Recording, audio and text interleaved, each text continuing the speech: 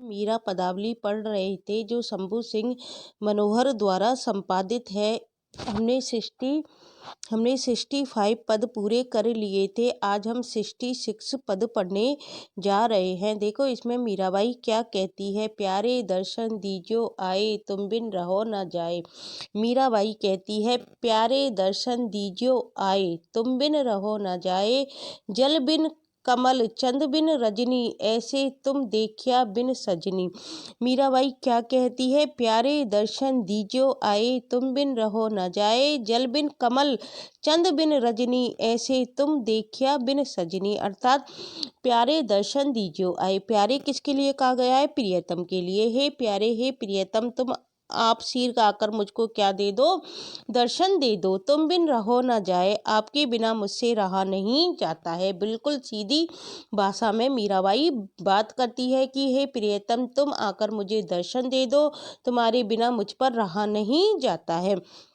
फिर उदाहरण किसका दे रही है। जल बिन कमल, जिस प्रकार से जल के बिना क्या होता है, कमल मुरझा जाता है। चंद्र बिन रजनी, और चंद्रमा के बिना क्या होता है, रात की शोभा। रजनी किसके लिए आया है, रात्रि के लिए। रात की शोभा क्या हो जाती है, नीरस हो जाती है। ऐसे तुम देखिया बिन सजनी।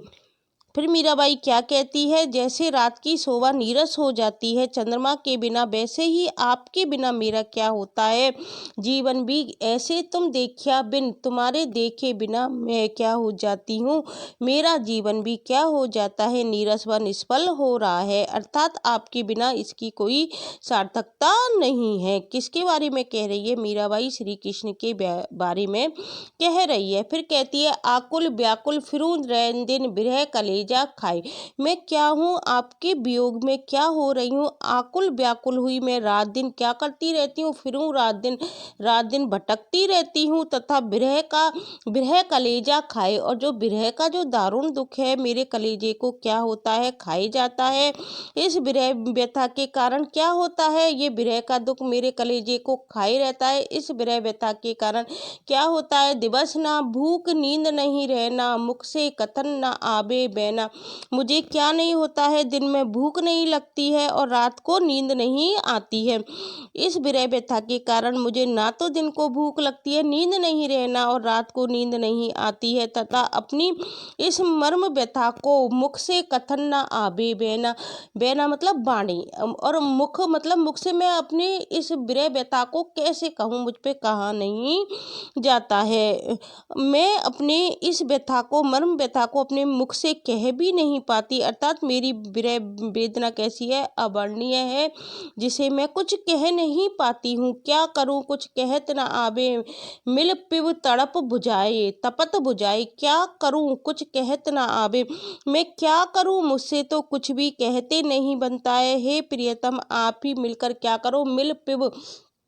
पिब का मतलब है प्रियतम। हे प्रियतम, तुम आकर मुझसे मिलो और तपत बुझाओ, और मेरी इस प्यास को बुझाओ, मेरी इस तपन को बुझाओ। क्यों तरसावो अंतर्जामी, तुम मुझे क्यों तरसाते हो ए अंतर्यामी।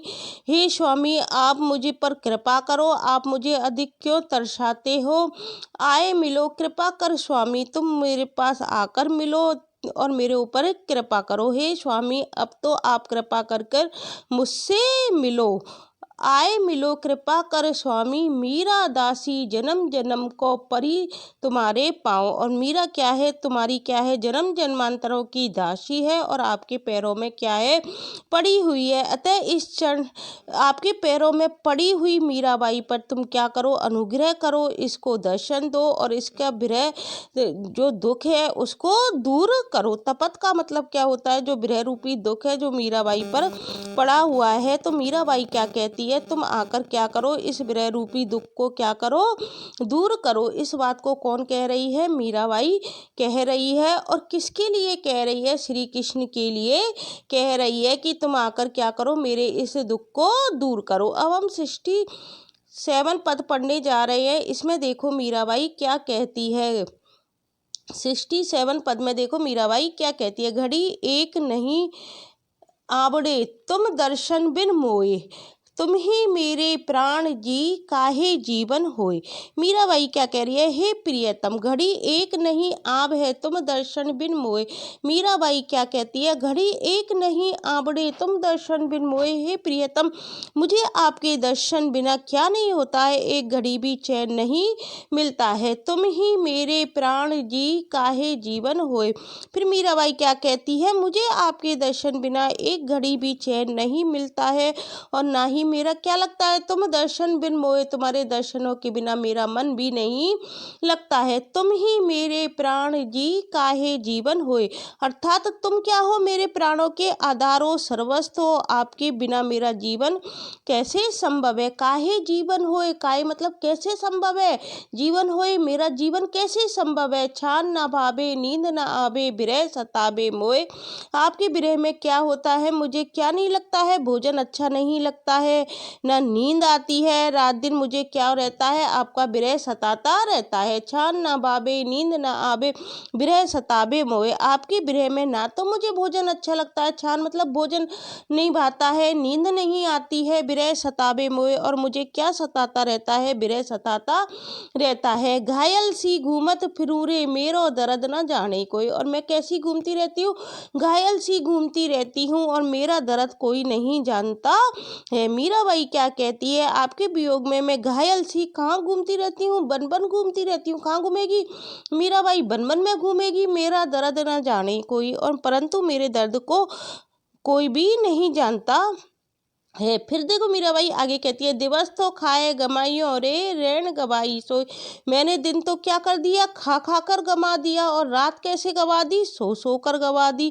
मीराबाई क्या कहती है, मैंने जीवित रहने के लिए, आपके वियोग में मैंने किसी तरह अपने को जीवित रखने के लिए खा पी कर क्या करे हैं, ये दिन बिताए हैं, रैन गवाई सोए, और रात्रि मैंने कैसे गवा दी, सोकर नींद के सहारे मैंने रात बिसाई है, मतलब रात्रि मतलब व्यतीत की है। प्राण गमायो झूर तो से नैन गमाए रोए, और मैंने अपने प्राण गमायो झूर तो से नैन गमाए रोए।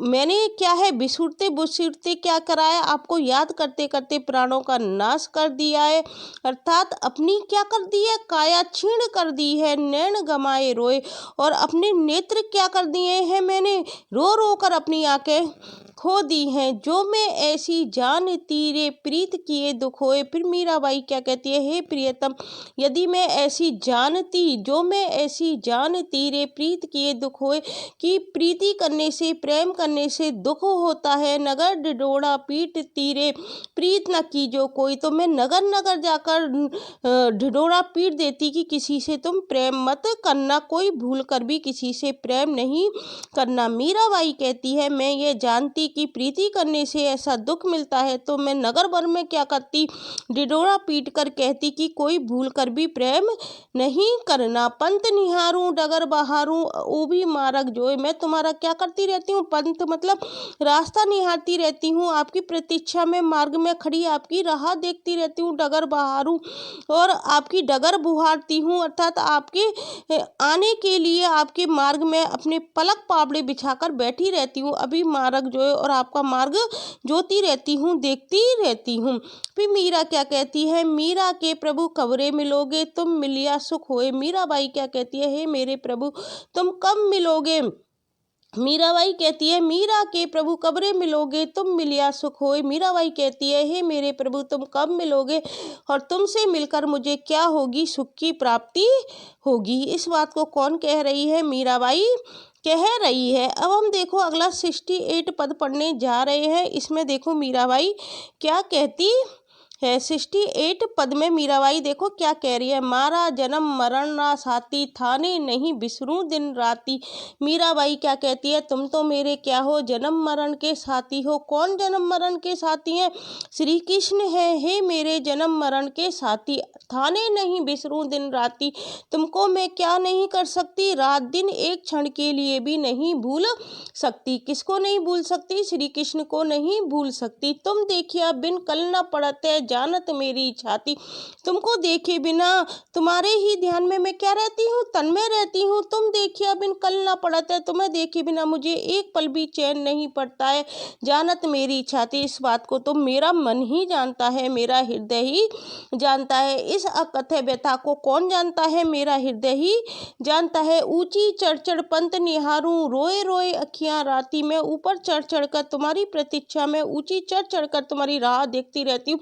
अर्थात मुझे नीचे से दिखाई नहीं देता तो मैं क्या करती हूँ, ऊपर चढ़ जाती हूँ और तुम्हारा रास्ता देखती रहती हूँ। और तुम्हारे वियोग में रोए रोए अखियां राती, तुम्हारे वियोग में रोते रोते मेरी आंखें भी क्या हो जाती हैं, लाल हो जाती हैं। रोए रोए अखियां राती और तुम्हारे वियोग में रोती रोती मेरी आंखें लाल हो गई हैं। यो संसार सकल जन झूठो, झूठो कुल रो न्याती। ये संसार क्या है, मीराबाई कह रही है यह संसार और इसके सारे लोग मिथ्या है, और कुल के सब स्वजन संबंधी भी क्या है, मिथ्या है। अर्थात यह संसार तो क्या है, नश्वर है, और इसके सारे लौकिक संबंध भी कैसे है, अस्थिर है और अनित्य है।